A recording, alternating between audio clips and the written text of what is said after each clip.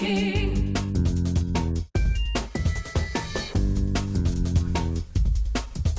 Smile, meet, chat, join for networking. Hello and welcome to the future of business networking. Those are the words that I opened up for networking back in February the 16th, 2006, and that was 10 years ago. And here's the thing, we're still here. You know, many people said to us that for networking would never work, and 10 years on, we are still here. We have changed the way that business networking is done forever.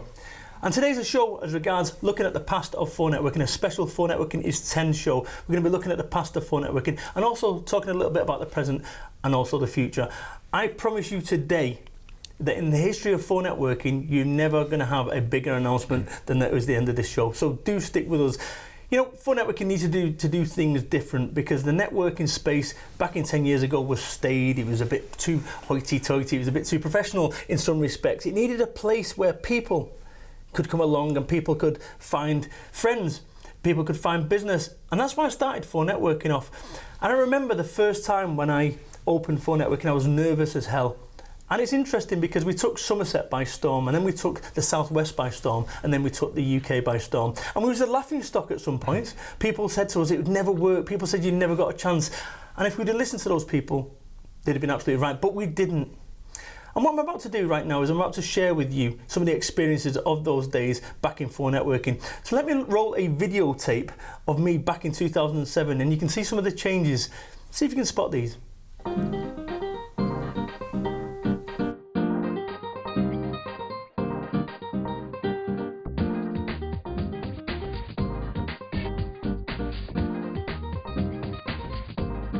Welcome to for networking. I think about 8-9 months ago I was in a 4-foot-by-5 box room, and as you can tell by my West Country accent, I'm not actually a local boy. Consider Somerset my home, but nonetheless, I run a small marketing business, couldn't afford to staff up, yet needed staff, yet needed support. Well, needed support because I was insular, didn't know anyone. And that's where for networking came about. For networking aims to be accessible by having meetings fortnightly at 8 o'clock to 10 a.m. For networking is interesting because we've thrown away the existing models of networking and we've come up with something which is 50% social, 50% business. Three obvious choices there that you can see that things have changed in that time. One of which my voice has changed. I also slightly more formally dressed back in the day, and I had the hair. That's right, boys and girls, that's one of the biggest changes and one of the biggest downsides of running an organisation for the last 10 years. But it's not always been me for the last 10 years. Joining me right now is for networking chairman, Terry Cooper. Hi, Brad. How you doing? And also the operations director, Jason Dutton. How you doing? He's the new boy. He's the new boy. So we're going to be talking about how you came to be in for networking, Terry, because you joined when?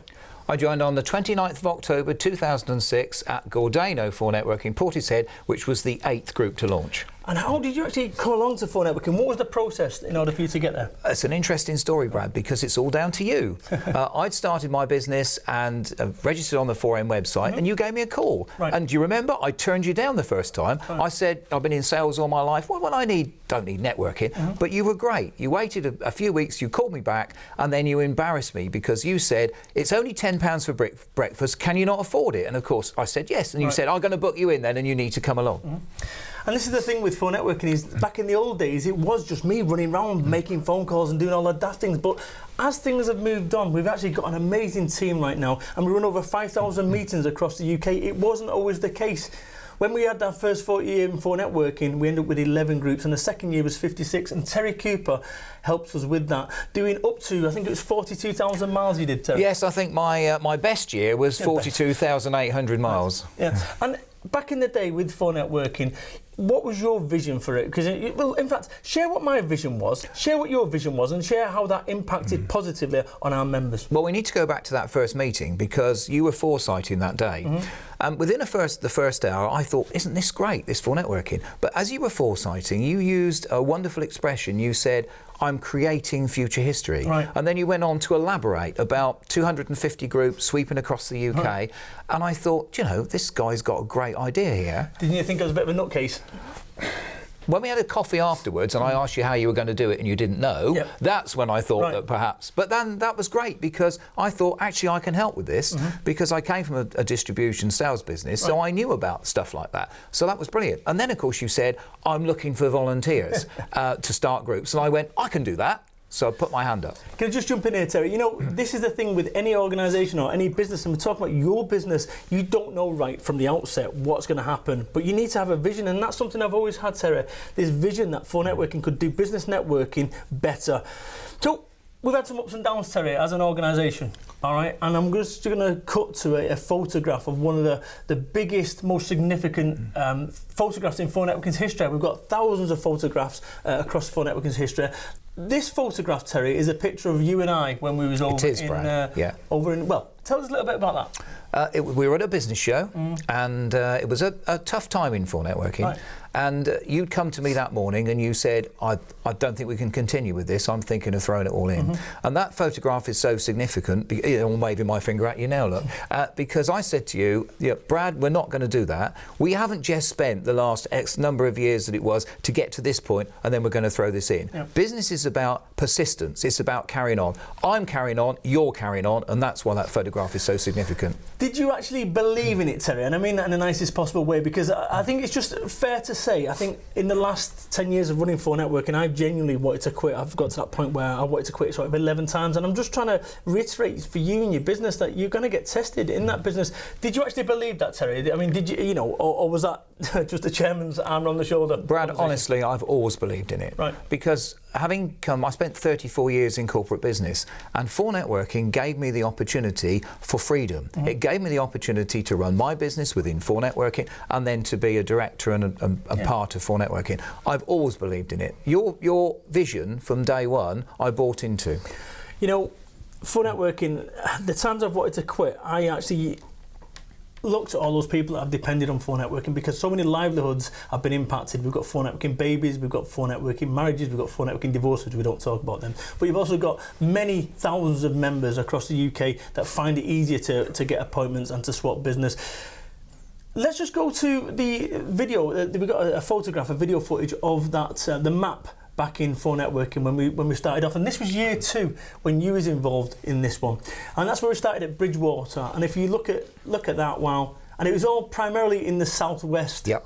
And people thought we was a laughing stock. People never took us seriously, Terry. And I think in some respects it's probably an advantage that we started in the southwest, because we snuck around the UK. Yeah. We snuck around the UK before we started moving out to further territories. Well, if you remember how we did it, once I'd become an area leader and then a regional leader in the Southwest, we talked about the strategy of how we were going to take it forward. And my base I moved from was Oxford. Yep. So do you remember I went out for a day, I found 5 venues, and over 5 weeks, I launched 5 groups. The good old days, as we like to talk about it. So later on, as I mentioned in the show, we are going to be doing the biggest reveal in phone networking's history, one of the most significant changes in phone networking's history, so do tune into that. So now I'm going to move on from this section in a second, where we're talking about the past, and we're going to start talking about the present. And joining me right now is Jason Dutton. How you doing? So our Jay, the new boy, you've been with the organisation technically as a director for how long? Coming up to 4 years. Exactly. Last time you answered questions like this, the police were involved. So you've been a consultant with us, Jay. You're the director of strategy. You've been helping us get a little bit of solidity back into this organisation. So right now we're talking about the present, because we've talked about the past and we've had ups and downs, and right now we're on a bit of a stable curve. Yeah, absolutely. And do we hold you fully responsible for that, or you and your amazing team? I think it's a collective effort. I think it's about the business, as you said, went through some challenges as we, kind of back end of 2011, going into 2012. And I think my experience just helped to kind of stabilise. And I think any business, you can't build for growth until you've got a stable platform. Just tell us about your experience, because obviously the new boy, and you're the wizard behind the curtains. You're not Mr. Social Media. You're not really out there in the field. You're not. No, it's true. Right? So tell us a little bit about you, about your experience, so people that don't know who you are will get an idea. So my background is primarily corporate. I'm a former journalist. PR director and marketing director for pretty big firms like Hasbro, which is a big toy company. I've also spent a huge amount of time in video games, managing basically an international business. So I've got a lot of experience in international growth, lots of different markets, marketing, sales, commercial, operational, basically running businesses. Okay, so what we're going to do right now is we're just going to look at this infographic that we've had designed for the 4 Entities 10. So let's just talk a little bit about this, and maybe you can come in on this one, TC, talk about the present here. You know, where we are as an organisation. That gives us a rough idea about the ride and the journey that we've been on. And we're now on an upward curve. What do you attribute that to, Jay? What are the 3 things, say, that you attribute that upward curve into this one where we've got stability as a network? I think the 3 things for me, it's, as you said, firstly, it's focus.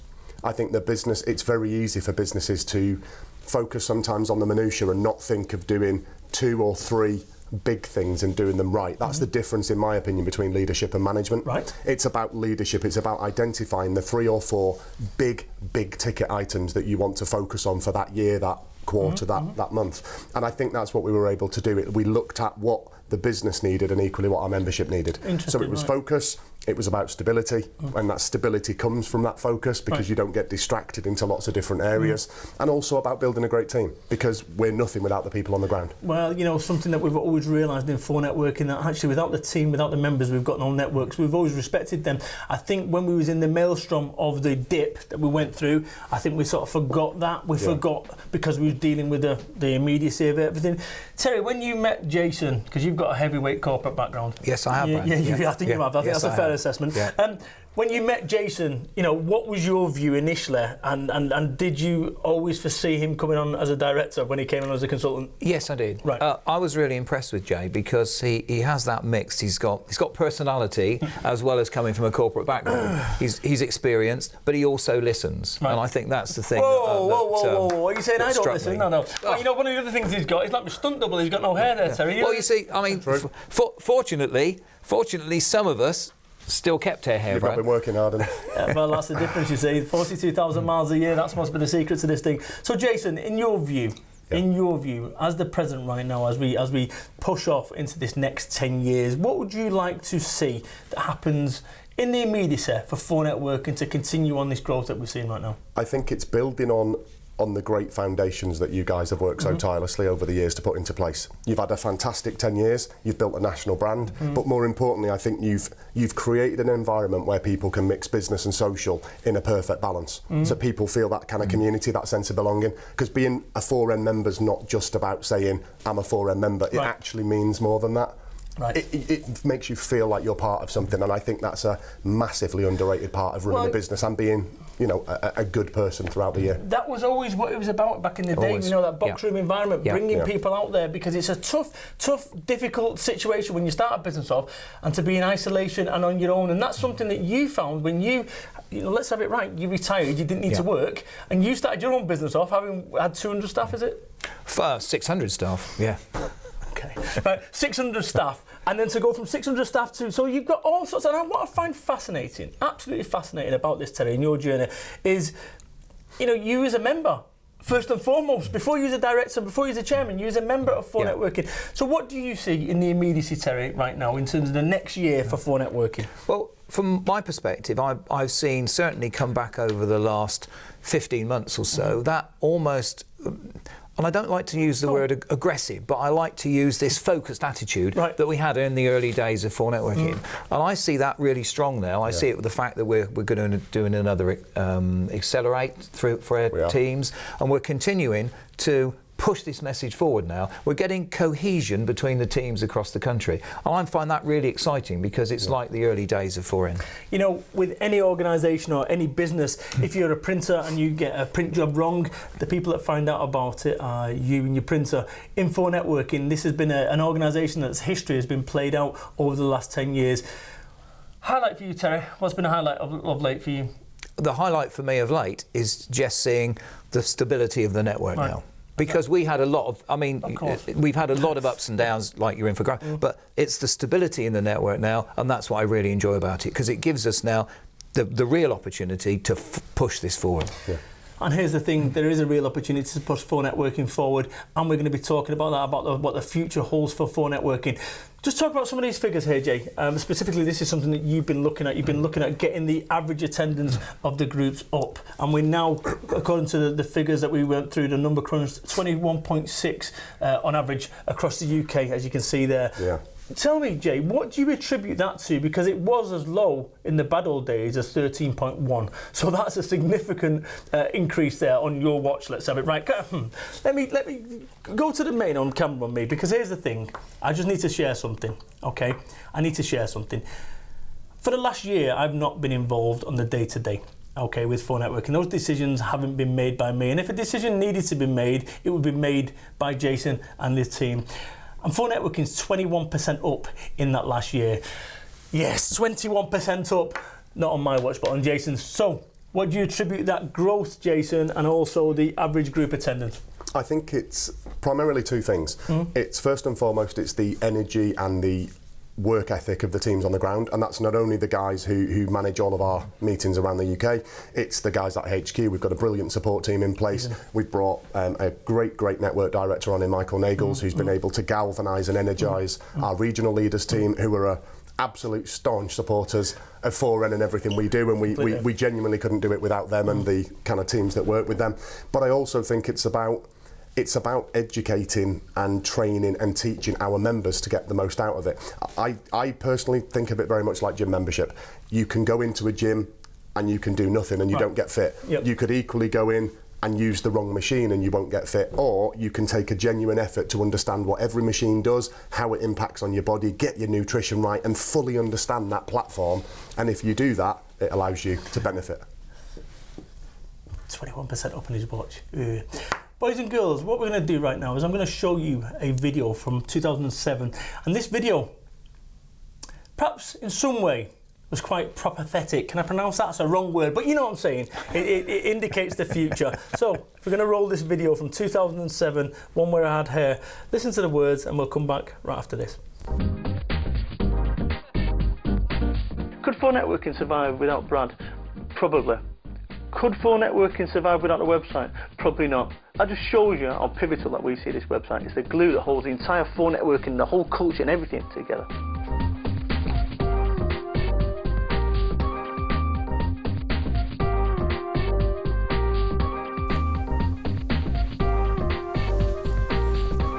February the 16th, 2016 today.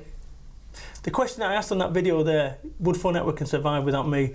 We're about to find out, because here is the thing, the big reveal, people. I'm stepping down as managing director. After 10 years in the seat, I'm stepping down, and let me just explain something. You know,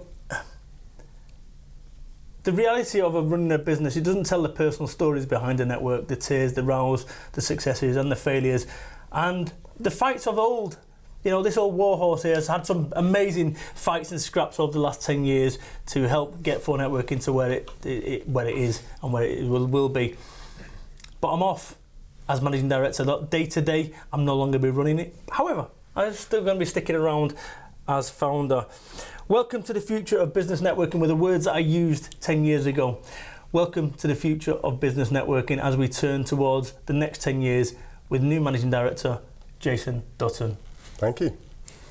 10 years to the day, Jace, and it's now time to look what the next 10 years for phone networking holds, because as Terry knows, I mean, you know, you're staying on as chairman. I'm staying on as chairman, yeah, and I'll be there in support in the background as always. And I'm staying on as founder, so I'm just going to be there squawking, doing my usual stuff. But the day-to-day and the public face of phone networking as managing director is you. So what's going to change, Jay? What have we done right in the past, the last 10 years? What have we done not so good?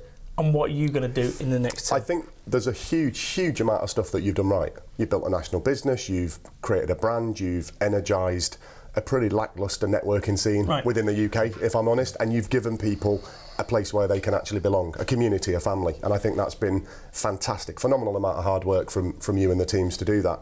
I think that there's always things you can look at within a business in terms of focus, in terms of areas that perhaps you could have spent more time on from a strategic point of view. Can I just say something? See, this is what I like about the kid. Political, animal, I've never been a political animal. If I see something, I've got to say it. And maybe, just maybe, the time is right for a new leadership with info networking, because this is what we need going forward. We need that corporate experience. We do, yeah. You know, you said to me, Terry, you said to me many moons ago, Brad, the skills that have got us here today, I think he was talking to me in political terms, may not be the ones that we need for the next 10 years. And you're absolutely 100% behind this decision, Terry. 100% behind it. And I'm actually looking forward to the next 10 years, because it will give me, there's been lots of times over the last 10 years where we've all wanted to do more but not had the opportunity to do so. So actually there's a role that we can all play now. And I look very much forward to playing the chairman's role and to working with Jay and the team. I can't wait for the next 10 years. So what's going to change, Jay? What's going to change in the network from a networking member's perspective? What's going to change?